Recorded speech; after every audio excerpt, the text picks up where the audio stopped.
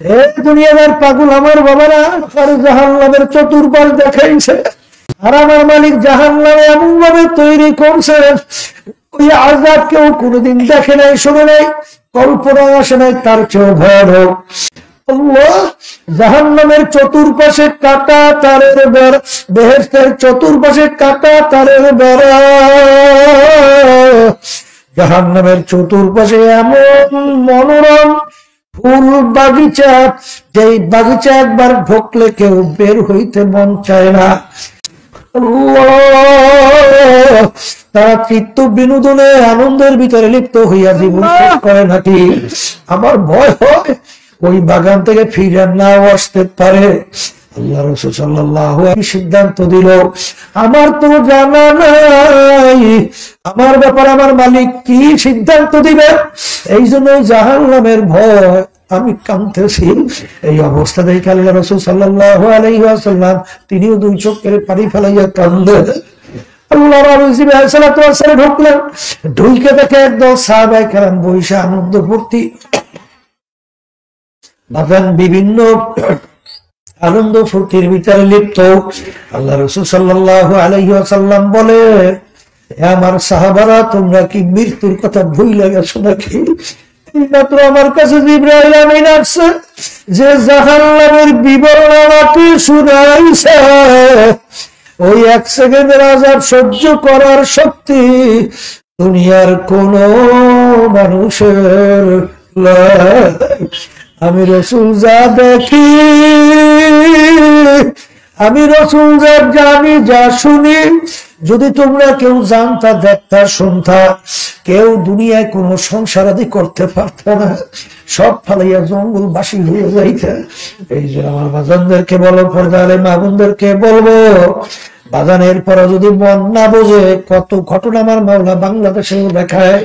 আমাদের চরমনায়ের মুজাহিদ কুড়িগ্রাম বাজান ৩২ বছর পরে নদীর ভাঙ্গনে যখন তার কবর ভাঙিয়া গেল, কাপড়ের কাপড় সহ লাশ তাজা বের হইয়া আসলো। একজন আমাকে বলতেছে, হুজুর মুখ থেকে কাপড় সরাই দেখছি, ওই যে ৩২ বছর আগে দাড়ির ভিতরে যে মেহেন্দি লাগাইছে এখন লাল চক চক চক চক করতেছে। বাজার যত ঘটনা মাঝে মাঝে আমার মালিক কবরের কাপড়ের কাপড় সহ তাজা দেখায়। নেককার পরহেজগার দিনদার আল্লাহওয়ালা সারা দেখা যায় না। আবার কত কবরে আগুন দেখা যায়, সাপ দেখা যায়। বাজার ওই হাসারা মুন্সিগঞ্জের মধ্যে, আরে হাজী ইমামউদ্দিন সাহেব রহমাতুল্লাহি আলাইহি, তিনি আমাকে বলতেছেন, হুজুর তার বাড়িতে যখন আমি গেলাম, হুজুর ওই কবরের ভিতরে আমি একদিন রাত্র ৩টে না কয়টা ওযু করার জন্য পুষ্করের দিকে রওনা করলাম, হঠাৎ দেখি ওই কবরটার ভিতরে ধাউ ধাউ করে আগুন জ্বলতেছে। আমি দেখি আমার স্ত্রীকে ডাক দিছি, আমার স্ত্রী এসে একবার দেখছে, হুজুর আমি ৩ বার দেখছি। আমাদের আল্লাহু আকবার। ওই মহিউদ্দিন মাঝি সাহেব রহমাতুল্লাহ আলাইহি ইন্তেকালের পরে ওই কবরস্থানেই দাফন করছে। আমি যখন ওই জিয়ারত করার জন্য গেছিলাম, হাজী সাহেব দেখাবে হুজুর ওই কবরটার মধ্যে।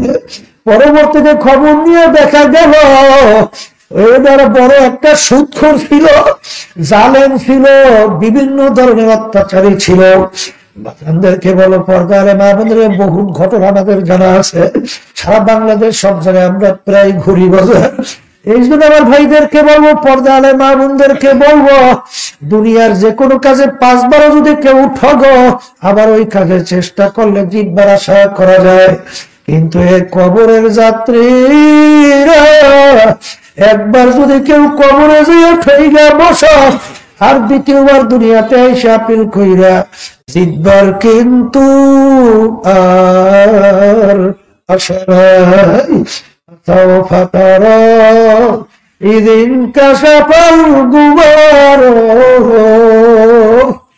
আফারাসুন তাহতা রাজুলিকা আমহমারো।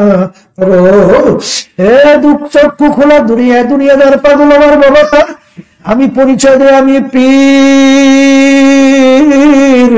কেউ পরিচয় দেয় আমি মুফতি, কেউ পরিচয় দেয় আমি মুহাদ্দিস, আমি চেয়ারম্যান, আমি মেম্বার, আমি এমপি, আমি মিনিস্টার, আমি অমুক বড় বংশের লোক, আমি অমুক জমিদার, আমি 5টা 10টা গাড়ি বাড়ির মালিক, আমি অনেক ধরনের জমির মালিক। এ দুনিয়ার পাগল আমার বাবারা, ভালো করে মনকে বুঝাও। এই পরিচয়, এই ক্ষমতা, এই সম্মান কয়দিন থাকবে? যে কয়দিন দুনিয়ার চক্ষু খোলা থাকবে। আর যেদিন তোমার বাড়ির পাশে মসজিদের মাইকে ঘোষণা হইতে থাকবে, বাড়িওয়ালা নাই রে বাড়ি, নাই রে দুনিয়াতে, তখন দুনিয়ার অবস্থান তাকাইয়া দেখো। যাদের জন্য জীবন শেষ করছিলা, আমি ফরিদপুর যাওয়ার পরে একজন আমাকে বলতেছে, হুজুর এলাকার বড় ধনী মারা যাওয়ার পরে যত অন্ধকার হয়ে আসতেছে, ঘরের ভিতর থেকে ডাক দিয়া বলে তাকে রাত্রে ঘরে রাখা যাবে না। আরে ছোট ছোট বাচ্চারা মরার লাশ দেখলে ভয় পাইবে। মসজিদের ভিতর থেকে খাট বের কইরা সারা রাত্র খাটের ভিতরে উঠাইয়া মসজিদের বারান্দায় ফেলে রাখলো।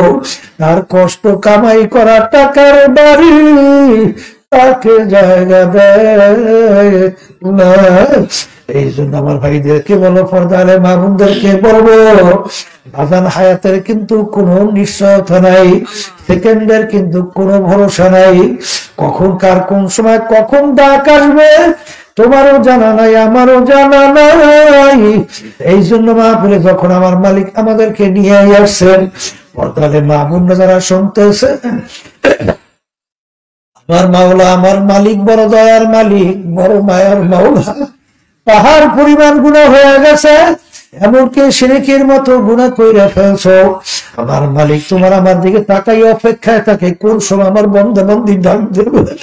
যখন তুমি দুই হাত মালিকের দরবারে উঠে দুই চোখের পানি ছাইবে, যখন করুণ সুরে ডাক দেবে আমার মালিক, তোমার দরবারে হাজির, তুমি ডাক দিতে দেরি, আমার মালিক তোমাকে তাই না মালিকের কুদরতি কোলের ভিতরে জায়গা দিতে দেরি না। এই জন্য আমার ভাইদেরকে বলবো, পর্দায় মা বোনদেরকে বলবো, আমি আপনাদের জন্য দোয়া করি, দোয়া চাই মালিক যেন আমাদেরকে তার খাস বান্দা পর্দার মা বোনদেরকে খাস বান্দি বানাইয়া তারপর যেন কবরে ডাক দেয়। আল্লাহুম্মা মেয়ে লোকের হাত উঠা উঠার কথা মনে করো, দুই চোখের